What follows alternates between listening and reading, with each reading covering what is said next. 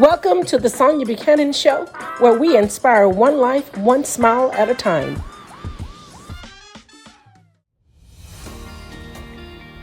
Great day, everyone. It is time for the Sonya Buchanan Show, where we inspire one life, one smile at a time. Listen, today's discussion is going to be a little different than all the other podcasts. Every now and then I like to come to you with the name of our title today is Q&ajuly discussion. We'll be right back right after this commercial, and we're going to dive into a couple of questions that I receive sporadically in different scenarios. We'll be right back. Oh my god, I gotta tell you, I was having a moment and I decided to surf the net, and that's when I came across this website called Comforting Promises, which is a great website, by the way. And get this, on the website was a featured book called The Journey by Sonya Buchanan that was recently published. So I immediately downloaded the ebook on Kindle because it talked about, having faith for your life purpose. And let me tell you, the book is super great. I was so motivated to get back into the game, pursuing my goals. And you got to get the book because it's worth the read. Welcome back to the Sonya Buchanan Show, where we inspire one life, one smile at a time. I am excited about our discussion today, but first let me give you the title again. It's Q&A July discussion. Today we are going to dive into a few questions that I receive from email, from one-on-one conversations out in the public, and also questions that I receive from strangers or if I'm walking. But I wanted to dive into some of the questions and give you the answers that I am giving from what I receive. But I'm not sure how I'm going to do this, where I'm going to do Christianity believer questions and then just my personal questions. I think I'm just going to just look at the questions and answer questions and then just dive into the answers sporadically. But the first question I received, and I want to present this as the first one, a young lady emailed me and she asked me about my relationship with Christ, and it seems as though that my relationship is much stronger than hers. And she asked the question, how do I develop a stronger relationship with the Lord and walk in 100% faith? Well, the answer I want to give her, walking with the Father is really simple. That you know that He's able to answer your questions, and the love that you have for Him, and just being honorable. To elaborate a little bit more, to have a stronger relationships. If you're going through different scenarios, difficulties, or struggles in your relationship, that is the very essence of strengthening your relationship with God. You can take the struggles that you're having, because it's an indication. If you're struggling in that area, faith is not solid there. It's not 100% solid because you're struggling in this area. And that is the opportunity to strengthen your relationship with God. You take the struggles that you're having and you look them up. You can turn, and if you have a physical Bible, you can turn in the back of the book and look up that particular struggle and look at all the verses that it gives you, and look up all the verses and read the verses and really kind of meditate on the verses and find out which one that highlights the struggles that you resonate with. And you just kind of study that and you pray about it. You ask Him to give you understanding, so that you can be strengthened in this area, so that that struggle won't return without you understanding what Christ did for you in that particular struggle. And if you continue to do that, every time you present a struggle in your life, whether it's outside with other people, whether it's inward, or whether it's an insecurity that you have with yourself, you would do that same cycle over and over again, and it'll strengthen your relationship, because the ultimate goal is for the Lord to stand up in your entire body as His Spirit. and that you walk in 100% faith, the covenant of faith. And the covenant of faith is saying that I totally believe that God is going to strengthen me. He's going to give me an answer in this area.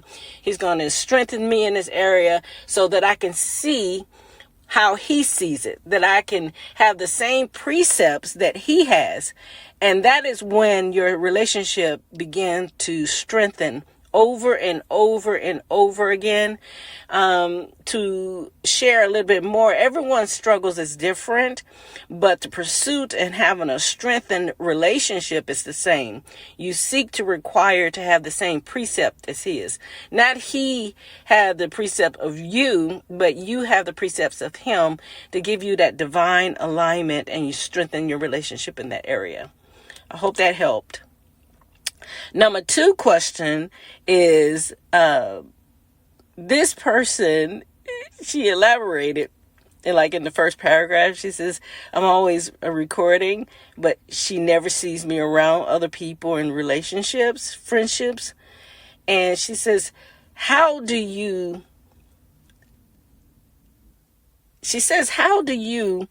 select the best relationships, the best friendships for your life that it resonate to her? Well, I'm trying to see how she's written it. Oh, here it is. She got the questions in here. She says, how do you strengthen your relationship that you will be with the best friendships and the best relationships? Okay. Oh my goodness. Okay. Let me dive into this. Well, you know what? The best thing to find and develop the best friendships and relationships with you is to define what is the best relationship you will have with yourself. Because once you discover having a relationship and a friendship with yourself, then it's like a magnet. People are starting to come towards you that will highlight all the areas in your life that are likeness. Now, I want to say this. When you're having friendships that you're wanting to just hang out with people and you're comfortable with them and you can just be yourself. Now, you may be a match in your relationship, but also different in the things that you like. But it's the most wonderful feeling in the world. You don't have to discuss and have all these different difficulties in your friendships, because it would just resonate with who you are. It's like an accent. It's like basically baking a cake, but what gives the cake the different scenario, the same ingredients, is the icing. You may have caramel icing, chocolate icing, cream cheese icing, but the cake will resonate you as a friendship, but you may like different things, if that makes any sense. And you would just know it. We're all spiritual beings. You would know that this is the right relationship. And if you're not secure in that, in knowing that, things will start to come up in your conversations that you have, that things you may not like, things that may trigger angry spirit in you. That may not be the best decision to choose that person, because it's the same thing. People talk about having relationships with a male counterpart if you're a female, and a female counterpart if you're a male, that they will start to show different signs that you may not like. But it's the same way if you're looking for girlfriends, and if you're a male, if you're looking for male friends, they would just start to have character traits that you just not going to, accept, or you've been delivered from some areas in your life, and then after a while, after meeting this person, they start to resonate those same areas that you have been developing to defeat. And those are not good relationships. You want people to be in your life that inspire you, that will support you, that will bring the best part of you. And even if you bring the worst part of you, that particular friendship will explain, that's, I'm glad you got it out, but let's move forward. And how can we take this forward? They will always give you the best so that you will have the best outcome in your life. People who are duplicating everything that you do, they want it to, you may have to question that. But I don't know, you just have to know you 1000% to know what's not for you when you talking about relationships. And far as having a male counterpart, now there's so many people that talk about ghosting, and you don't want to be around people who have not dealt with their trauma, the reason why they're ghosting. I think people, when they ghost another human being, they haven't matured somewhere in their life. The reason why they feel necessary that ghosting is respectful, and it's not. It is a trigger mechanism within them that they have not dealt with a particular area in their life. And if you are a female who continue to meet people who are ghosting, then there's something in you that you have not dealt with, because you're like a magnet attracting people who does ghost. So, it's important that you discover, why are you attracting people that ghost? What is it in you that you want to fix them? Or what is it that you are avoiding in your life? It's self-avoidance, actually. Because every individual is a spiritual being. It's like a magnet. You pull in people that you're lacking. You know how it says that you meet people, you attract, opportunities happen. It's because of where you are maturity. Well, if you're attracting people who are ghosting, there is somewhere in your life that you have not dealt with that gives an open door to those who have not dealt with their trauma as the reason why they are ghosting you. Okay, I hope that helped. Number 3. Now, this is a doozy. I got to be careful around this question. This person asked me about tithing and offerings. And could I elaborate on, should I tithe or should I give offerings? How do I see that? This is what they asked me, and I'm like, oh no. I said, but maybe this will give someone clarity about tithing and offerings. Well, now, I don't have a problem in tithing and offerings, but I think I have more of the problem in the way it is presented. And in Malachi, they always use this scripture in Malachi at church about, tithing and offerings. But I went to dive in one day because I needed clarity. Because, of course, in the book of Genesis, after Abraham defeated the enemy and he went back and got his nephew, and the Sodom and I think it was Sodom, King Sodom, and his nephew was taken by the enemy, and he went and brought them back. And as he was bringing them back, King Melchizedek approached Abraham and blessed him, and Abraham gave him 10% of his tithing of everything that he owned.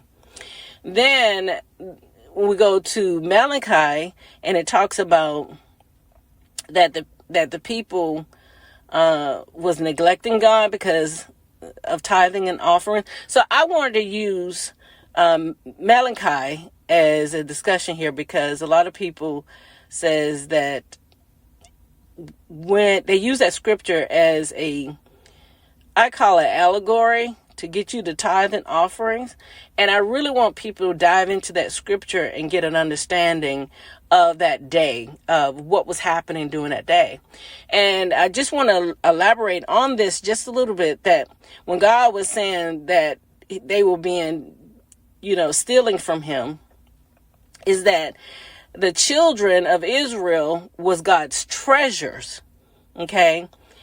And they were stealing from him as a signal to say they were stealing from him because they wasn't obedient to God. They wasn't worshiping the Father. They wasn't giving their heart to him. And God was looking at them as a theft, stealing from him, because they were his treasures, his diamonds, his emeralds, his everything. And they were doing other things. They were rebelling against God. They were sinning against God. So God was like, you're stealing from me. You're stealing from me, as in, come back to me and worship me and bless me with your heart. Their heart was at different places. So when we talk about tithe and offerings, understanding that first, give your heart to him. Because even though back in the day he was talking about Israel was stealing from him because they were his treasures, you're still his treasures. Before we can get into paying tithes and offerings, we have to get into your heart. And where is your heart? And you give that tithe and offerings first. Now,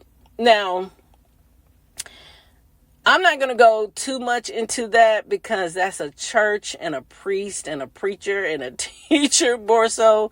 But I wanted to get into the scripture per se, that the children of Israel was God's treasure and their heart was in a different place.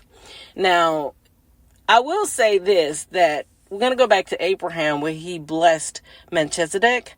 You want to make sure that when you are blessing and giving your offerings to a fellowship or organization, you want to make sure that the place is honorable to receive your offerings, because otherwise you'll be getting offerings for something that you're desiring in your life. I'm going to give you an example. Something that I experienced. I went to a church that God sent me there, and the place was blessed. All those years, I went there for 22 years, and my blessings, my tithes, my offering was always blessed. And then when this one particular season, I was giving my offerings because I needed an answer about something. And the answer did not come, which was strange because my answers always came. I was always blessed. But this particular time it was not. And I was disturbed. I caught it. I said, wait a minute. I should have received my answer. And it didn't happen. And I decided to take my offering to another place, another church. And immediately my answer came. That's what triggered me, and it said, okay, something must be going on in this environment, atmosphere. That's the reason why my offering was not blessed. And true enough, I started noticing a pattern that all of a sudden something had shifted in the atmosphere.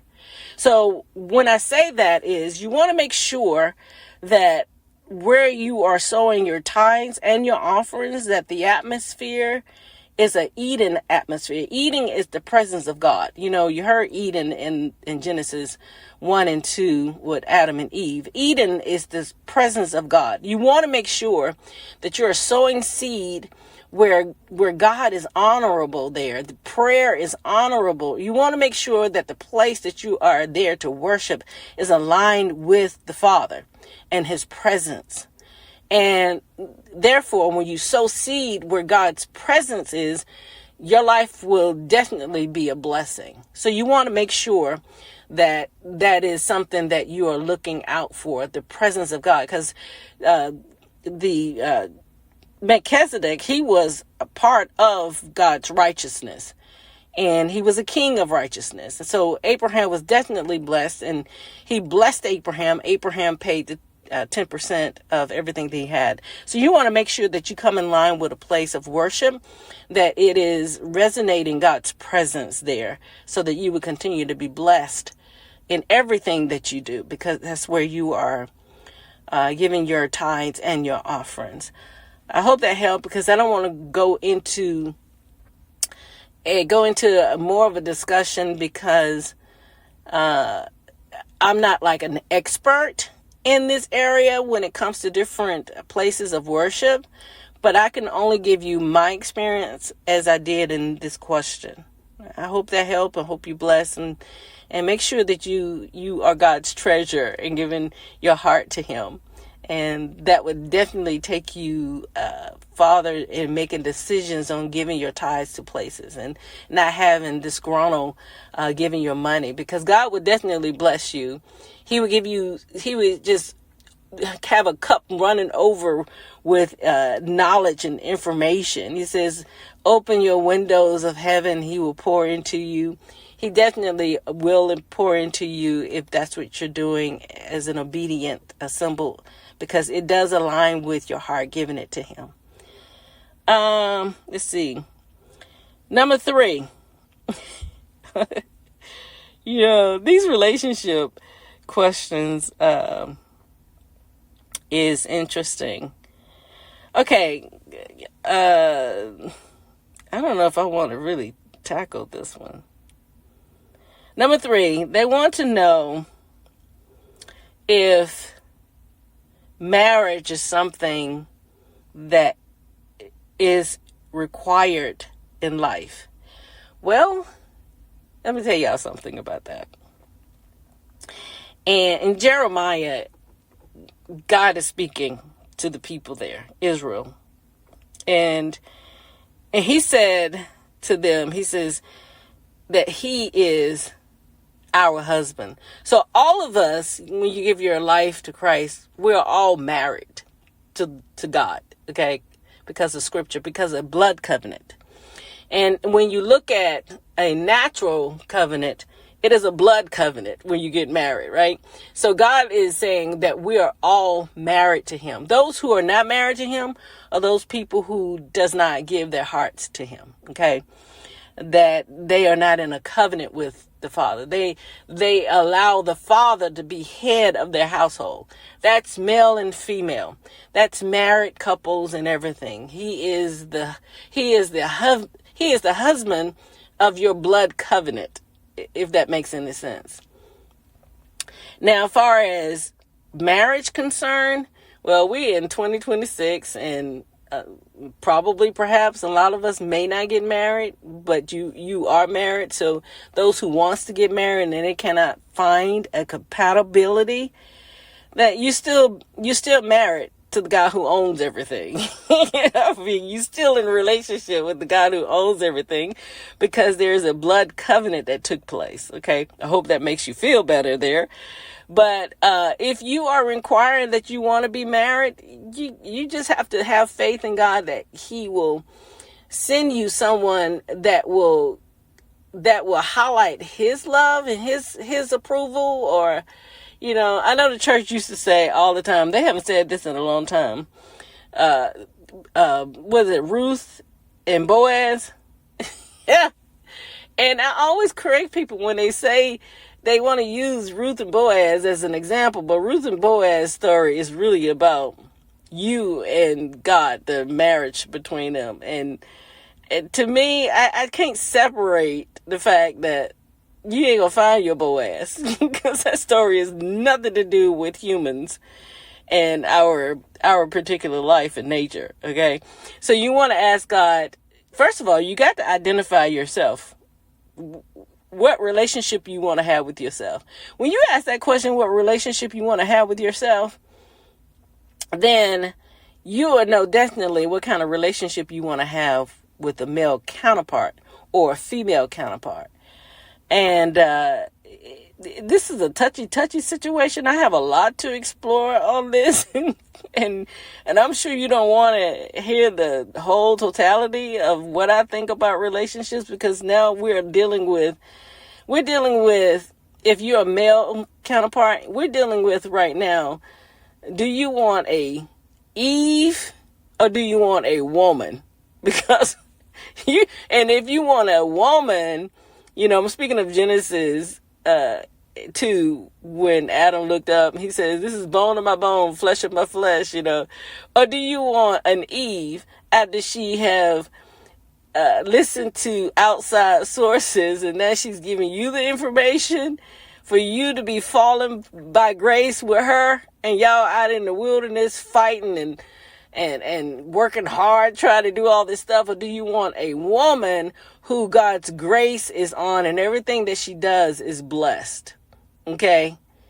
That right there, you got to identify.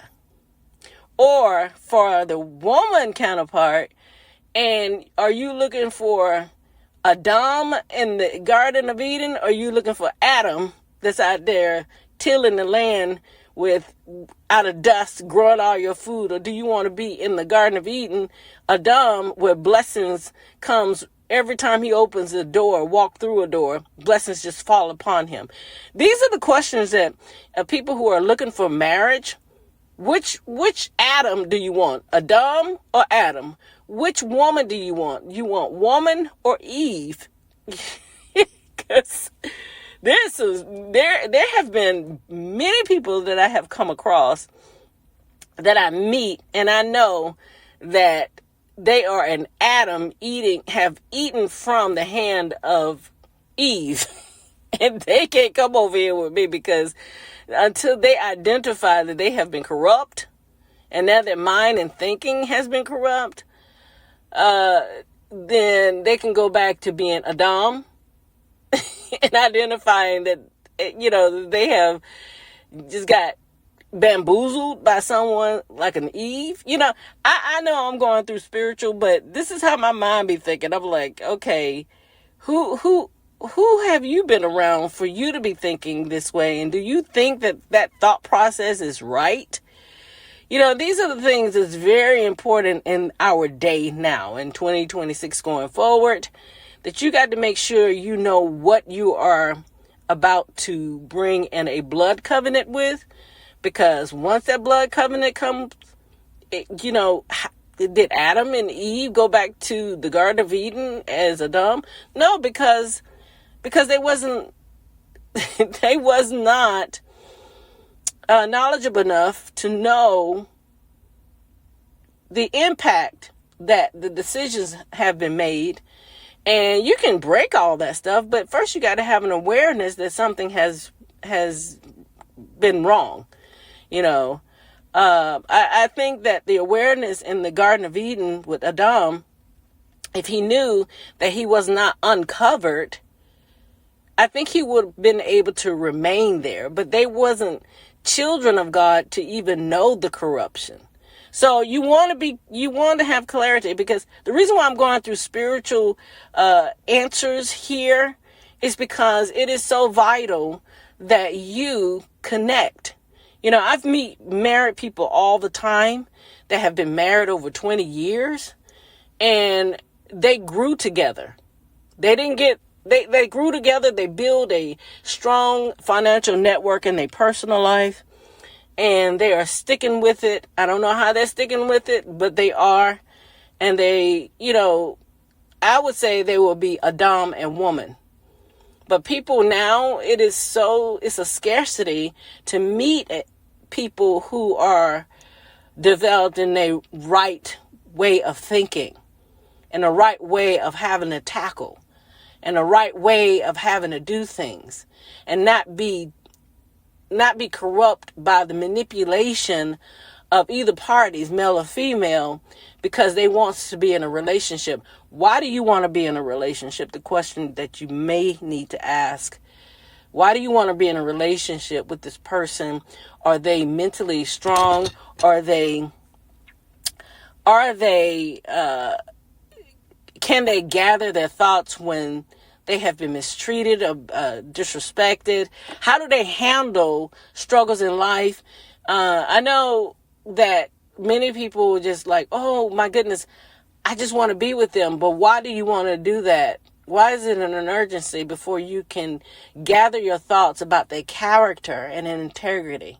Because once you sign those contracts, or I call it government contracts of marriage, you're stuck there. And then you have a divorce. And then it's just, to me, I just feel like if you tackle all these questions in the beginning, you won't feel like you wasted your time after the divorce, and no, I am not married, because I see a lot of things that I'm thinking, how is this going to how is this going to develop anything? And where are we going? Or are you a person that's able to stand in faith and believe that things can change? Because I believe that we are all entitled to live the best life that we can possibly be in a relationship with someone, in a blood covenant with someone. That if you have someone with a thought process of automatically defeat that comes out of their life after they go through a struggle, they have matured somewhere, because they don't have a pattern of victory somewhere. If their first response is, oh my goodness, this is just going to happen this way, all the negativity. To me, when I see that in people and I'm just meeting them, thinking they're just wonderful people, and then they come through some struggles in their life, and the first thing that comes out of their mouth is something negative and defeated. Apparently, they haven't had any victory to base their faith on, to stand on that particular victory, to bring faith in a situation where there is struggles and stuff like that. So you may want to look at that when you involve yourself in a relationship. I know that was overwhelming because I have to make sure that I don't offend people, and they may not agree to what I'm saying, but it works for me because a year later, I find out I made the best decision. But I'm going to share this with you to end the questions, because the podcast is getting pretty too long. But when I was, it had to have been when I was maybe 18 or so. And I had this guy who asked me out on a date, and we were going to catch a movie or something. And I remember that Friday night, I got ready. I was excited because I got a date. Someone asked me out. I got dressed, and so I was waiting on him. We were supposed to catch the 7:30 movie. And so here was 6:45. He hasn't showed up. I said, well, maybe he'll show up about 7 o'clock. 7 o'clock came. He wasn't there. 7:15 came. He wasn't there. And I decided to call the person. And I says, where are you? He says, oh, I'm going to be over there because something was happening. He never showed up. 7:30 came. And I said, okay. So I said, well, there's another show at 8:45. It was the South DeKalb Mall. They had a theater, so it wasn't too far from my house. So 8 o'clock came. He wasn't there. 8:15, he didn't show up. I'm still looking out the window waiting. I'm all dressed. Here was 8:30. And I called him. I said, hey, we still can catch, the first part of the movie. He says, oh, my sister went to the grocery store to pick up something. She'll be right back. He was giving excuses. So I said, okay, well, I'll be waiting. I'm looking out the window, no show. About 8:45 at the last show, I decided not to call the person back. Well, let me tell y'all something. 10 years later, my dad said, somebody came over here to look for you. And he was driving this particular car. I couldn't even remember what type of car, but I knew the car the guy was going to take me out to the movie had. So on a Saturday, my mother and I was getting ready. We was getting in the car, and lo and behold, there this guy is driving up. The same guy that is supposed to have been coming to get me to the movies, he's driving up 10 years later. So he knew where I stayed. The telephone number of my parents' house was still the same. He drives up. He gets out the car. And I turned around, the guy's still driving the same car. He gets out the car with his friend. I politely got my father's truck because I was in the passenger seat. And I turned around and I politely looked at him. I said, please do not ever show up at this house ever again. Just point blank. I was very direct. Don't ever come over here. Lose this address, lose the phone number, lose my name, and lose this moment. Get out of this driveway. That's exactly what I said to him. And I got back in the car. My dad looked at me. My mother looked at me. I didn't say a word. I just said, Mom, come on. We got to go. We're going to the store. We're going shopping. I didn't mention it to my parents. My parents, they thought I was the most meanest person in the world. But I never did share with my parents that 10 years prior, we supposed to be going to the movies. And this guy didn't show up. He never called to apologize. He never said anything. He didn't even say anything when he got out the car. 10 years later. So it means that you knew where I stayed, you knew my phone number, and you wait 10 years later to show up. No, ma'am. No, sir. Get out this driveway, lose my name, lose my number, lose everything. Because you have no right to be in this yard. What was the blessing? The blessing is that I felt as though the Father was protecting me, because this man has not grown. He was still driving the same car. The car that he had back then was an old car. So I was like, this is a blessing, because I would have been stuck in a pattern of no productivity, no development, no remorse of what you've did. You didn't have the concern about my feelings that you never showed up. You kept making excuses. This was the blessing. I would have been stuck somewhere in this man's life. No. See, this is what you have to draw the line with women when you see the pattern the first time. In order to see the pattern, you got to know what you like about yourself. What kind of relationship do you have with yourself? Otherwise, you'll miss the patterns when people come into your life that you know this is not going to develop into anything. This person may ghost me. This person is dealing with this type of drama. How is this going to pull me into their world? I'm not in their world because we're not in a blood covenant. That is the first scene of not getting twisted into something that you will regret later. So, I constantly tell others, develop a relationship with yourself so that you can catch all the scenarios that will not bring a highlight in your life, will not bring you into another wonderful place in your life, because life is about glory upon glory. It's about productivity. Productivity is about growth. And if someone has not grown to your level, are you going to be the stronger part, or are you going to be the weaker part? So I just wanted to answer these couple of questions for you, and I hope that my answers to the questions that I received have brought some thoughts to your life. But I want to end this podcast today and help you to understand one of the major parts in all the questions is develop a strong relationship with yourself. Know yourself in and out. Know what your insecurities are. Know what is the best parts of you and what is the weaker parts of you. Just know yourself, because by you knowing yourself 100%, it will know you will be able to tell what is in your particular environment.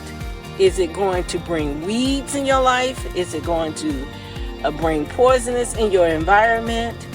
Is it causing disruption and distractions in your life?